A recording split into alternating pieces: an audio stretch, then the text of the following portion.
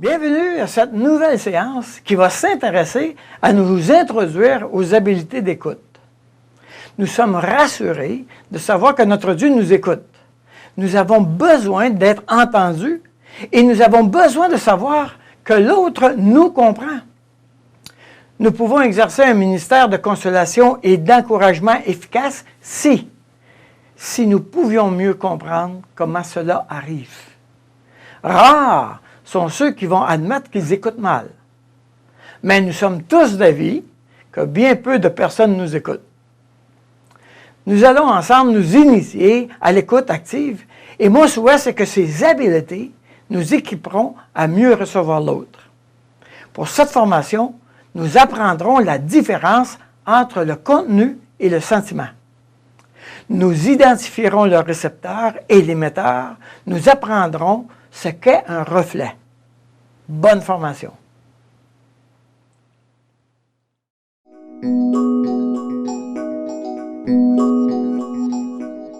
Et aussi, on a ce qu'on appelle l'écoute active.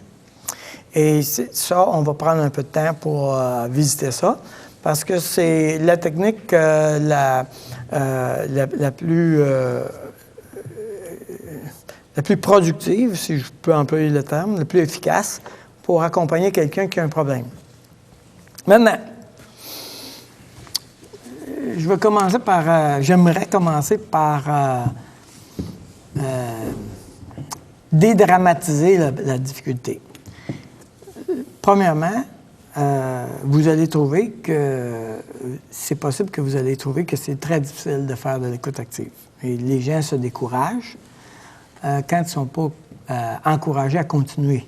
Ils savent qu'est-ce que c'est, mais ils ne le font pas parce que ça leur demande trop d'énergie. Premièrement, sachez on en fait tous naturellement. Alors, au lieu d'aller contre nature, va avec ce que tu fais naturellement. Tu vas visiter quelqu'un, OK? Tu reviens et tu dis à l'autre, « Boy, il n'avait pas de l'air de bonne humeur à soir, hein? » Ou, « Hey, boy, ça a l'air bien son affaire à soir, lui. » Qu'est-ce qu'on a fait? On a lu qu'est-ce que l'autre vit, OK? Et on le dit à l'autre. Voici ce que j'ai lu, il avait de l'air d'être en colère, et je le dis à l'autre. Dans l'écoute active, c'est qu'on fait la même chose, exactement la même chose, mais on l'a dit à la personne concernée. On ne le dit pas à l'autre. On le dit à celle-là, « Hey, il me semble que tu as de l'air vraiment en colère. » De même. De même, là. Voyez-vous, hey, c'est le point, là. En général, on fait beaucoup d'écoute active, mais pas avec la bonne personne. Tout ce qu'on a à faire, c'est de la remettre avec la bonne personne, c'est tout. OK? On est des spécialistes en écoute active. OK? Bon, j'exagère un peu, là, mais ce que je veux dire, c'est qu'on a déjà ça en nous, d'avoir la capacité de lire qu'est-ce qui se passe dans l'autre. Là où on a des difficultés, c'est de mettre le mot, des fois. Le mot, l'émotion. C'est quoi l'émotion que là? On a de la misère. On la sent, on la vit. Quand on l'a nommée, ah ben oui, c'est bien ça. Ah oui. Mais on n'arrivait pas à mettre le mot. Tu sais. Ça, c'est la difficulté. Mais on est capable de la lire. OK? Donc, c'est ça qu'on va faire ensemble. On va tenter de déguiser votre habileté naturelle. OK?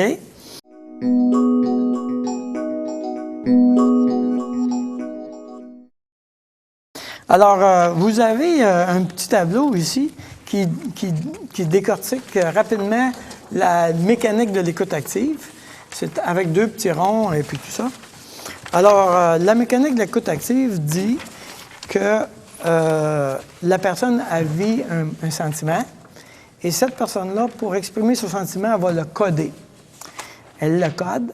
Moi, je le reçois, le récepteur le reçoit, je décode le message et je retransmets le message décodé. OK? Est-ce que le test sera difficile? Message codé.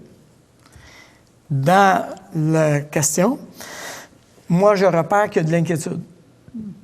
Alors, tu es inquiet de passer le test. OK? Donc, je ne fais que retransmettre à la personne l'émotion qu'il m'a envoyée codée. OK?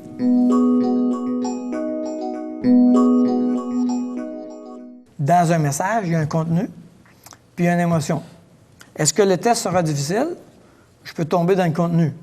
Okay. On peut parler des exigences de la Société d'assurance automobile, on peut parler du nombre de questions, on peut parler des types de questions, des familles de problèmes, etc. On est dans le contenu. OK? Mais si on va visiter l'émotion, alors ça va être quoi l'émotion? Alors, tu es inquiet. Donc, on va identifier le reflet, et puis l'émotion, et puis on va la dire. Alors, ce qu'on va faire, c'est qu'on va tenter ensemble d'identifier la réponse appropriée. Et on va faire l'exercice « Reconnaître l'écoute active ». Ça s'écrit « Reconnaître l'écoute active », c'est l'exercice. On va le lire ensemble. Et je vais m'arrêter à chaque question et vous allez me dire quel est le reflet approprié qui doit être utilisé à ce moment-là. Ça va? J'aimerais bien avoir un congé de maladie de temps à autre comme Julien. Il a de la chance. Le récepteur va dire « Tu te sens comme laissé de côté. Oh, ne souhaite pas être malade. Tu aimerais être à la place de Julien. » Il faut choisir. Là, il faut faire quoi? Alors, quel est le reflet approprié? C'est le A. C'est ce que je pense, moi aussi. J'aimerais bien avoir... OK. Alors, celle-là, je conteste le corrigé. Le A, c'est la réponse du corrigé. Mais C est excellente tant qu'à moi. Les deux sont pas pires. L'autre, oui, il peut rester à la maison, alors que moi, ça ne m'arrive jamais. Tu aimerais pouvoir t'absenter du travail plus souvent. Tu devrais te réjouir d'avoir un emploi. Tu n'obtiens jamais rien de ce que tu veux. A. Vous avez A aussi? B. Ouais. A. B, c'est plus un jugement. Oui. Ben, c'est comme Tu aimerais pouvoir t'absenter du travail plus souvent. A. OK. Tu n'obtiens jamais rien de ce que tu veux. Pourquoi est-ce que c'est moins bon? Parce qu'il n'a pas mentionné aucun élément là-dedans qui correspond à cette phrase-là. Autrement dit, un des reflets, si tu n'es pas certain du reflet, d'utiliser un des mots qui est employé est excellent. Si tu n'es pas certain, tu reprends un de ces mots, tu es sécure. OK? Oui, je n'aime pas aller travailler tous les jours de la semaine. 50 semaines par année, ça me rend malade. Mais tu sais que tu dois y aller. Tu perdras des chances d'avancement si tu commences à t'absenter. Tu es vraiment fatigué d'aller travailler. C. Il était vite sûrement. C. Tu es vraiment fatigué d'aller travailler. Tu es obligé. Pardon? Oui. Mais tu sais. Mais tu es obligé. Mais c'est pas. Alors, est-ce que ça. Mais tu sais que tu dois y aller, serait quoi? Est-ce que c'est un obstacle à la communication? C'est dans la morale. Morale. On moralise, hein? OK. L'autre. Parfois, je déteste ça tout simplement. Ne dis pas ça, tu exagères. Non seulement tu n'aimes pas le travail, mais quelquefois, tu détestes y aller. Eh bien, je suis sûr que c'est seulement un sentiment passager. B. OK. Par contre, tu reprends ce qu'il dit, mais dans d'autres mots. Oui, un peu, c'est ça. Oui, exactement. Exactement. Je déteste mes tâches, je déteste mon environnement et je déteste aussi les superviseurs. Tu as dû te faire sermonner aujourd'hui. Que s'est-il passé? Tu ne régleras rien en prenant cette attitude négative. En ce moment, tu détestes à peu près tout à ton travail. C'est celle qui est la plus neutre. Oui. En fond, c'est ça. C'est ça. Alors, il y en a un qui a enquêté. Hein? Qu'est-ce qui t'est arrivé, toi, là? C'est quoi ton problème, là? Qu'est-ce qui est arrivé sur le travail? Je ne déteste pas vraiment tous les superviseurs, seulement 2. Il y en a un que je ne peux pas supporter, c'est le pire. Il ne t'aime peut-être pas beaucoup non plus. As-tu déjà pensé à ça? Tu en détestes un en particulier. Il ne peut pas être si terrible que ça. OK. B. Alors, c'est un reflet, mais c'est aussi une invitation. Hein? Parle-moi de ce que tu veux. Hein? C'est Martin. Je ne l'aime pas du tout et en plus, je dois passer toute la journée avec lui. Et tu trouves ça long et pénible.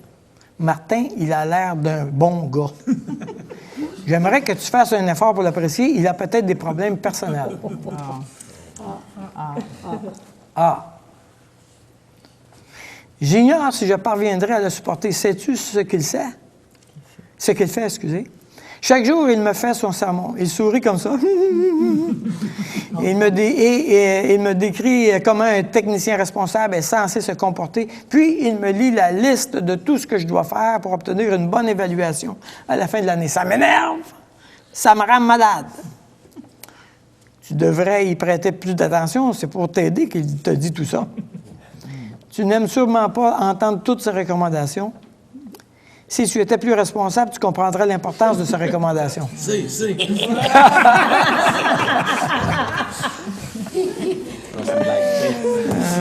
B, tu n'aimes sûrement pas entendre toutes ces recommandations. Ça continue. À l'entendre parler, ça semble pratiquement impossible d'obtenir une bonne évaluation à moins d'être un génie ou le protégé du superviseur. Tu te sens battu d'avance et tu crois que tu n'obtiendras jamais une excellente évaluation. Je te gage une bouteille de champagne que tu obtiendras la meilleure évaluation, ça devrait t'encourager. J'espère que tu feras un effort particulier pour te qualifier. C'est A, mais ça devient fatigant à un moment donné. On fait un exercice de reflet. On ne fait pas un exercice de résolution de problème. Non. OK? Tu ne peux pas faire ça tout le temps. Hein? Non, c'est ça. C'est comme si tu te plaignais avec lui à un moment donné. Non. Ben, vous allez voir, on est encore pas pire. Pourquoi? Parce qu'on n'a pas encore nommé le problème. Non, c'est ça. OK? C'est le point, là. On n'a pas encore nommé le problème. Alors, puis cette personne-là n'est pas encore capable. Vous allez voir où ça mène. Je ne veux pas être le protégé du superviseur. Les autres détestent les protégés, d'autant plus que mes collègues ne m'apprécient pas tellement. J'ai l'impression que plusieurs ne m'aiment pas. Tu ne veux sûrement rien faire qui ferait que les autres ne t'aimeraient pas.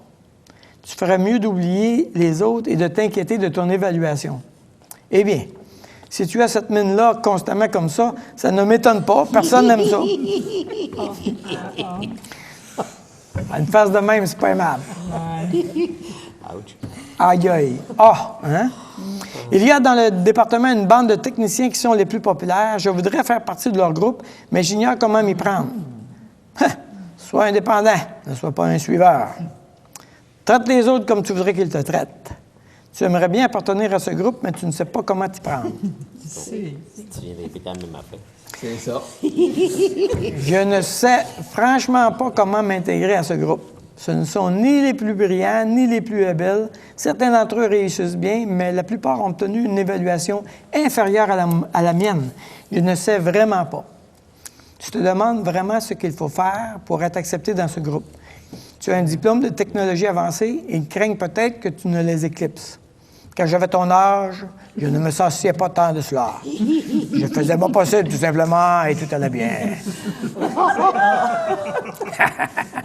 Dans le bon vieux temps. Dans le bon vieux temps, dans mon temps. Ah! Eh bien, une chose, c'est que tous les techniciens de ce groupe sont bien cordiaux. Ils parlent beaucoup, tu sais, ils se font facilement des amis, ils disent toujours bonjour à tout le monde, ils vont devant des gens, ils parlent facilement. Je ne peux pas faire comme eux. Je ne suis pas très bon pour ce genre de choses. Tu crois que c'est d'être aimable qui les fait réussir et qui te manque? Tu te déprécies toujours. Si tu mettais autant d'efforts pour faire quelque chose à ces propos, mais que tu n'en mets à t'inquiéter, tu pourrais arriver à quelque chose. OK. B pourrait être intéressant aussi. C'est A maintenant, on va suivre le corriger. Mais B pourrait être intéressant parce qu'il parle négativement de lui, hein? Mais toujours. Mais c'est le toujours, hein? Oui, c'est ça. Mais le toujours qui n'était pas hein? Mauvaise réponse. Je sais que je ne m'exprime pas facilement. Je parle facilement avec une seule personne, mais en groupe, je me tais. Je ne sais jamais quoi dire. Ne sois pas timide. Tu es à l'aise avec un ami, mais en groupe, tu te sens différent. Pourquoi as-tu l'impression que tu dois dire quelque chose? B. Oui, j'ai toujours peur de dire de quelque chose de stupide ou de paraître mal informé, donc je me tais, mais je me sens seul. C'est pénible. Tu te tais, c'est ce qui fait que tu te sens si mal. Pourtant, auparavant, tu n'avais jamais eu de difficulté à parler et tu as plusieurs amis en dehors du travail. Nous devrions peut-être parler de quelque chose de plus joyeux. On se sauve.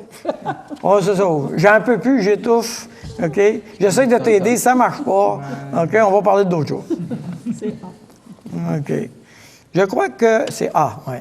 Je crois que je me mets de la pression moi-même. Je tiens tellement à conserver cet emploi.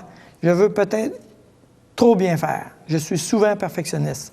Je vais essayer d'être moi-même et prendre le risque de parler quand je suis en équipe. Je verrai bien. Là, tu parles avec ta tête. Ça, c'est du bon sens. Va voir ton superviseur et demande-lui tout de suite ce qu'il pense de toi. Ça pourrait te rassurer. Tu vois que tu t'en tireras mieux en étant plus spontané et moins exigeant envers toi-même. C'est. Voilà. Alors, regardez qu'est-ce qui s'est passé là. Bien sûr, c'est assez rare qu'il y ait un long reflet tout long comme ça. C'est rare, mais ça arrive. Et là, on part d'une place où la personne ne veut plus aller travailler, ça ne dit pas, etc. Puis il se retrouve dans une situation complètement différente en train de parler d'un problème qui lui appartient. Vous voyez? Il a continué de s'explorer.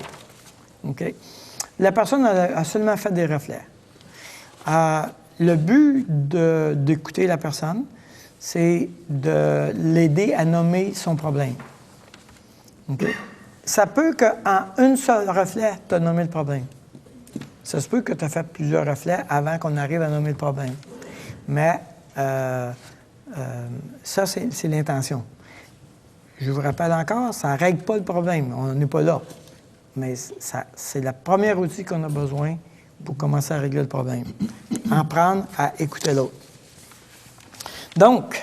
Dans le fond, c'est d'aider la personne à verbaliser elle-même. Oui, c'est ça. Parce que c'est comme si on l'aide à réfléchir. Voilà. Sans rajouter d'éléments, dans le fond. C'est ça, on ne rajoute pas. C'est ça. On est avec elle. On est avec elle sur le même chemin. Elle avance, on avance. Elle ralentit, on ralentit. Mais on est avec elle. Voilà. Oui. Et c'est toujours son problème. Attention, les sauveurs. Hein? On commence à prendre le problème des autres. C'est pas? Non, non, non. C'est son problème. Ton problème.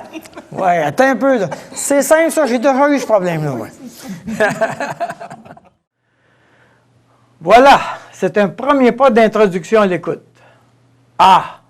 Dans un premier temps, il est tout à fait normal que nous ne soyons pas dans notre zone de confort. Cela est vrai pour toutes les habiletés que nous pratiquons.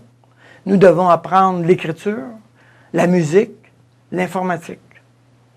Pour écouter, il faut développer la capacité de lire l'autre et lui exprimer ce que nous avons entendu. Dans le texte de la Bible que nous étudierons, nous verrons comment une rencontre arrive et comment elle n'arrive pas. Pour terminer, nous lirons un passage de la Bible en examinant ce texte sous l'angle de l'écoute par les différents personnages du texte lui-même. Un pharisien se désolait de l'attention que Jésus donnait à une femme pécheresse. Examinons ensemble les enjeux de la communication dans cette histoire. Bon partage.